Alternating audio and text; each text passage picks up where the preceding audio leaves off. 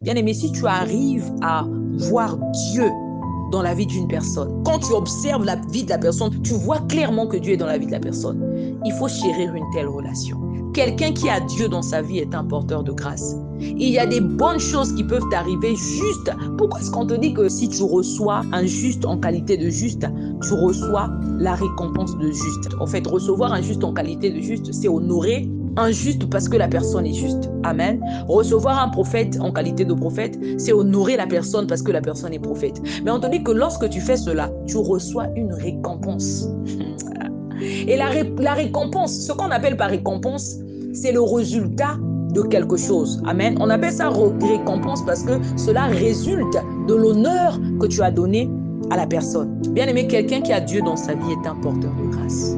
Jésus a envoyé les disciples, il dit, dans quelques maisons où on va vous accueillir, si la maison est digne de recevoir votre paix demeurera dans cette maison. Quand même vous serez partis, la paix que vous allez apporter dans cette maison va demeurer dans la maison. Mais une maison où on ne vous reçoit pas, où vous jugez que la maison n'est pas digne de recevoir votre paix, partez avec votre paix. Quand vous écoutez la paix, là, vous pensez que c'est quoi? C'est la grâce qui repose sur la personne qui a Dieu dans sa vie. Il y a des portes qui peuvent s'ouvrir à toi juste parce que tu as fait du bien à un loin de Dieu.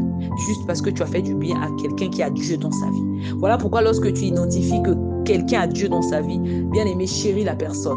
Honore la grâce. Dans le cas de Laban, il avait compris que Dieu l'avait béni à cause de Jacob. La Bible dit que Laban dit à Jacob, « Je vois bien que l'Éternel m'a béni à cause de toi. » Bien aimé, il y a quelqu'un qui jouit de certains privilèges en ce moment où je parle à cause de toi. Il y a certaines personnes qui bénéficient de certaines grâces en ce moment où je parle parce qu'ils sont nés de la même famille que toi. Il y a quelqu'un qui en ce moment jouit de certains privilèges parce que la personne est ton frère, parce que la personne est ta sœur, parce que la personne est ton enfant, parce que la personne travaille dans la même entreprise que toi. Mais il se pourrait aussi que certaines personnes soient en train de bénéficier de certaines grâces dans leur vie et ne pas faire le lien entre ce qu'elles vivent et la relation que toi tu as avec Dieu, entre ce qu'elles vivent et l'affinité que tu as avec Dieu. L'ignorance de ces personnes-là ne leur empêche pas de bénéficier de la grâce de Dieu qui est sur ta vie. C'est là où vous allez voir que, à cause de David, là où Dieu voulait frapper les enfants de David, il se souvient de son alliance avec David. Et ces enfants-là jouissent, bénéficient de certaines grâces à cause de l'affinité que leur père avait avec Dieu. Ici, on voit Laban bénéficier de certaines grâces à cause de Jacob. Ce que j'aime dans cette parole, c'est le discernement de Laban. Il a discerné et il en est venu à conclure que Dieu l'avait béni à cause de Jacob. Il a compris que Dieu l'avait béni à cause de Jacob.